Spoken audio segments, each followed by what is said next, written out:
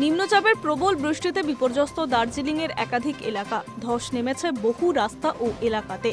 প্রাকৃতিক বিপর্যয়ে আপাতত বন্ধ করা হয়েছে টয় ট্রেন, তবে জয় রাইড হিসেবে টয় ট্রেন পরিষেবা চালু রাখা হচ্ছে বলে খবর।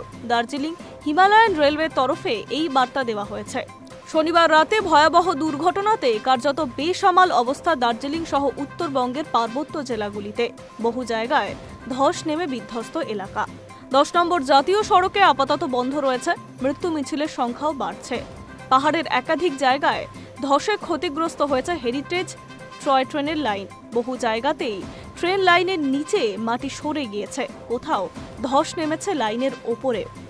রাস্তা মোটামুটি ঠিক না হলে টয় ট্রেন চালানো সম্ভব নয় বলে জানিয়েছে হিমালয়ান রেলওয়ে। দুর্যোগের পর থেকেই বন্ধ রয়েছে টয় ট্রেন পরিষেবা। আগামী 8ই অক্টোবর পর্যন্ত এই পরিষেবা বন্ধ থাকবে বলে খবর। পাহাড়ের অন্যতম আকর্ষণ টয় ট্রেন। দেশ বিদেশের পর্যটকরা পাহাড়ে এলেই এই টয় ট্রেন চড়েন, কিন্তু প্রাকৃতিক দুর্যোগের কারণে সেটি আপাতত বন্ধ রাখা হয়েছে। নিউ জলপাইগুড়ি থেকে দার্জিলিং ও ফের দার্জিলিং থেকে নিউ জলপাইগুড়ি এই পরিষেবা বন্ধ। এছাড়াও যে স্পেশাল ট্রেন চালু করা হয়েছিল সেগুলি বন্ধ করে দেওয়া হয়েছে। এটি শিলিগুড়ি থেকে রং রুট পর্যন্ত টি অ্যান্ড টিম্বার স্পেশাল জয়রাইড, একটি দার্জিলিংয়ে কার্শিয়াং হিল স্পেশাল ও আরেকটি কার্শিয়াং মহানদীর সানরাইজ স্পেশাল। পর্যটন মরশুমে এগুলো শুরু করা হয়েছিল যাতে প্রত্যেক পর্যটক টয় ট্রেন চড়ার আনন্দ নিতে পারেন, কিন্তু হঠাৎ এই ধসের কারণে এই টয় ট্রেন বন্ধ করতে বাধ্য হয়েছে দার্জিলিং হিমালয়ান রেলওয়ে।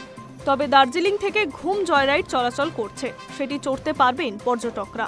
এই বিষয়কে কেন্দ্র করে দার্জিলিং হিমালয়ান রেলওয়ের অধিকর্তা বলেন, ধসের কারণেই আপাতত সব ট্রেন পরিষেবা বন্ধ করা হয়েছে, তবে 8 তারিখ অবধি বন্ধ থাকছে। পরবর্তী পরিস্থিতি দেখে আমরা সিদ্ধান্ত নেব কবে থেকে ট্রেন চালানো যাবে। যদিও জয় রাইডের পরিষেবা উপভোগ করতে পারেন পর্যটকরা।